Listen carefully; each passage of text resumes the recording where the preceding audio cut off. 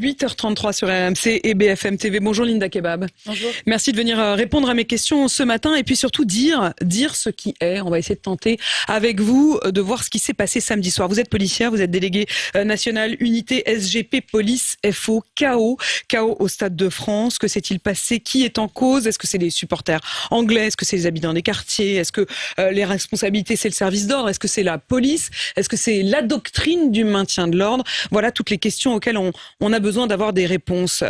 Mais d'abord, cette réunion ministérielle qui est prévue ce matin à 11h, avec pour objectif, je cite, de cerner les dysfonctionnements. Vous, Linda Kebab, vous estimez que c'est quoi les dysfonctionnements ? Alors à chaud, on a évidemment une multitude d'idées, et notamment quand on a les remontées de terrain qu'on a pu avoir depuis samedi soir. Cette réunion ce matin a au moins le mérite d'exister. Ça aurait été dommageable et je pense même scandaleux qu'elle n'ait pas lieu. Les responsabilités en réalité elles sont clairement partagées et elles sont de prime abord celles de l'organisateur qui n'a pas du tout dimensionné son service à la hauteur de l'événement. Et puis il y a tout un enchaînement. S'il y a des responsables, là comme l'organisateur, il y a aussi des coupables. Les personnes qui n'étaient pas munies de billets, qui avaient des faux billets. Et bien sûr, tous ceux qui ont profité de l'occasion pour exercer du rapt, du vol, même une razzia, il faut dire les choses. Et là, clairement, ça a créé des scènes de chaos catastrophiques avec des témoignages qui mettent à mal finalement un petit peu l'image de notre pays à l'échelle mondiale. Mais si ça n'était qu'une question d'image, ça irait. Et vous n'inviteriez pas une policière. Notre inquiétude principale, c'est comment est-ce qu'on peut aujourd'hui assurer aux spectateurs que leur intégrité physique peut être préservée sur les prochains événements. Linda Kebab, c'est évidemment la question qu'on se pose pour la suite. D'abord, sur cette fois-ci, étions-nous prêts et serons-nous prêts pour la Coupe du Monde de rugby, pour les Jeux Olympiques? Je rappelle d'ailleurs que le service qui a été mis en place samedi soir avait valeur de test, c'est ce qu'on nous disait justement du côté de la police et du ministère de l'Intérieur, avait valeur de test. Mais quand même, quand vous dites sur la question des responsables, il y a eu ce tweet de votre patron, le ministre de l'Intérieur, qui a dit « Je suis au PC sécurité du Stade de France avec la ministre des Sports ». Des milliers de supporters britanniques, sans billets ou avec des faux billets, ont forcé les entrées et parfois violenté les stadiers. Les Britanniques, eux, estiment qu'ils sont victimes et non pas coupables. Alors, je pense qu'il faut avoir l'honnêteté de regarder les responsabilités partagées. Il y a évidemment des supporters de Liverpool qui sont arrivés avec des faux billets. Il y a une question qui se pose aujourd'hui et qui n'est pas encore posée, c'est comment des codes barres, de réels codes barres, ont pu être édités avec plusieurs noms. Puisqu'a priori, c'est ce qui semble s'être présenté, c'est ce qui a permis d'ailleurs à certains détenteurs de faux billets de pouvoir accéder malgré tout au stade, lésant ceux qui avaient réellement payé le billet. Donc, on peut parler éventuellement de cybercriminalité. Et alors que l'Europe accuse quand même un certain retard en matière de cyberprotection, qu'est-ce qui a permis à des personnes, notamment sur le dark web... Ça, c'est un dysfonctionnement, je dirais, technique. C'est un dysfonctionnement aussi peut-être criminel, puisqu'on parle de milliers, voire de dizaines de milliers de faux billets. Donc s'il y a une fraude qui a permis à des personnes... 30 à 40 000 personnes qui se sont présentées avec des billets ou des faux billets ou pas de billets du tout. C'est énorme et donc du coup il faut absolument s'interroger et regarder les failles de ce côté-là. Puisque cette faille a permis ensuite à des dizaines de milliers de personnes de s'agglutiner autour du Stade de France, une foule qui n'était pas prévue. Une foule qui n'a pas pu être résorbée par le sous-dimensionnement prévu par les organisateurs. Et donc du coup...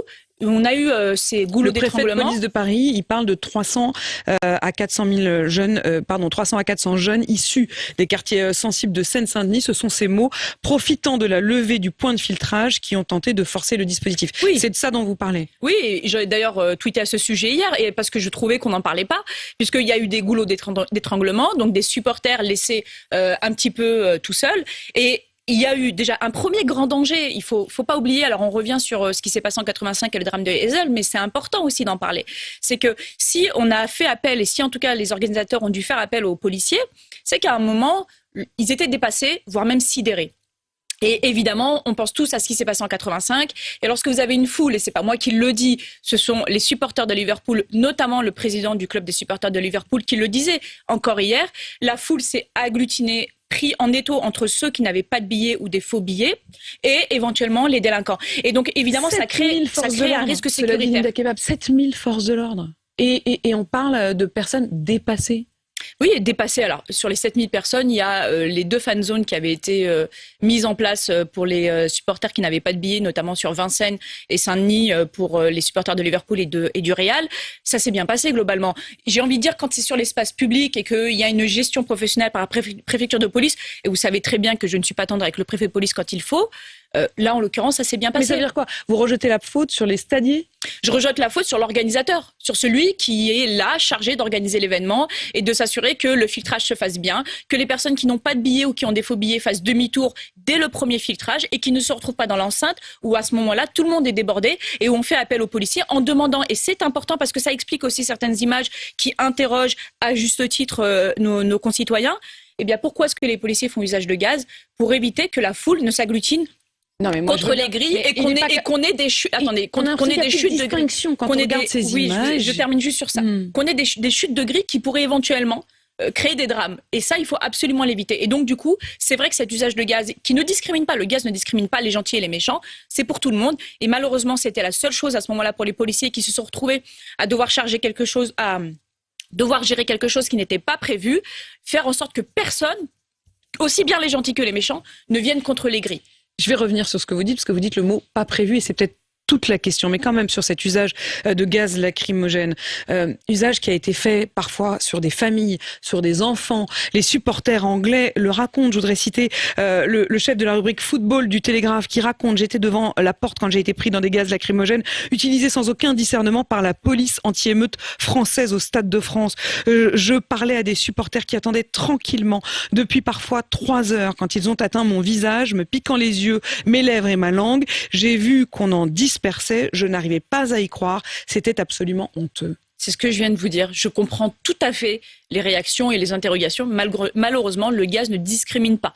À partir du moment où la demande de l'organisateur, c'est personne vers les grilles, personne contre les grilles, puisque même 10 personnes peuvent créer un appel et se retrouver avec des centaines, voire des milliers de personnes qui voudront appuyer sur les grilles afin d'accéder au stade, eh bien, dès lors qu'une personne s'approchait de la grille, il fallait faire un usage du gaz. C'est malheureusement quelque chose de très incommodant, et j'en conviens parfaitement, mais il valait ça. Vous estimez en tout cas que c'était nécessaire. Mais c'était nécessaire. Enfin, vous vous rendez pas compte d'une chose, c'est que nous, en tant que policiers, et vous n'inviteriez pas, et je répète, une policière si le sujet, ça n'était que le non-accès par des spectateurs au Stade de France. C'est aussi la question de l'intégrité physique et de la préservation de la paix publique. Et donc, si on fait appel aux policiers, c'est pas pour s'assurer que les gens puissent rester à proximité du Stade de France pour éventuellement y accéder. Ça, c'est le problème de l'organisateur qui a clairement failli, visiblement.